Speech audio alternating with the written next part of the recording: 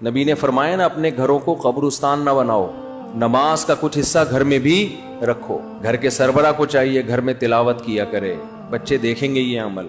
बेहतर ये सुन्नतें घर में जाके पढ़ें, बच्चे ये अमल देखेंगे।